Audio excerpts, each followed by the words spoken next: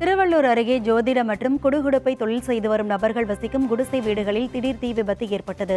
திருவள்ளூர் மாவட்டம் புட்லூர் ஊராட்சிக்கு உட்பட்ட ராமாபுரம் ஸ்ரீராம் நகரில் 6வது தெருவில் திருப்பத்தூர் மாவட்டத்தை பூர்வீகமாக கொண்ட சுமார் 200க்கும் மேற்பட்ட குடுகுடுப்பை மற்றும் ஜோதிடம் தொழில் செய்பவர்கள் வசித்து வருகின்றனர். இந்த பகுதியில் ஏற்பட்ட திடீர் தீ விபத்தால் 3 நபர்களின் குடிசை வீடு தீக்கிரையாயின. வீட்டில் இருந்த இருசக்கர வாகனம், ரொக்க பணம் 2 லட்சம் ரூபாய், அரசு வழங்கிய அடையாள அட்டைகள் மற்றும் பள்ளி சான்றிதழ் உள்ளிட்ட பொருட்கள் தீயில் எரிந்து நாசமாகின. இது தொடர்பாக நமது செய்தியாளர் ராதாகிருஷ்ணன் தரும் கூடுதல் தகவல்களை கேட்கலாம்.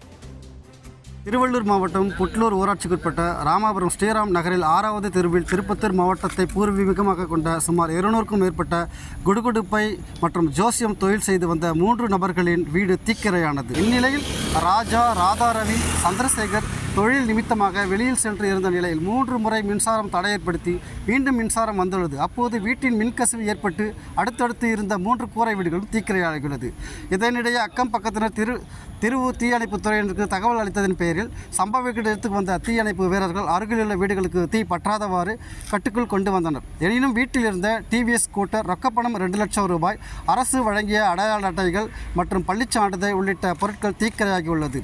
தீ பற்றிய வீட்டில் உள்ளிருந்த சிலிண்டர் வெடித்து அருகாமையில் கான்கிரீட் வீட்டின் மீது சிதறியது. இதனால் அந்த பகுதியில் பரபரப்பான சூழல் நிலவி வரும் நிலையில் மேலும் ஒரு சிலிண்டர் வெடிக்கும் நிலையில் உள்ளது. இதனிடையே சம்பவ இடத்தில் சவாப்பேட்டை காவல்துறையினர் வழக்கு பதிவு செய்து தீவிர விசாரணை மேற்கொண்டு வருகின்றனர்.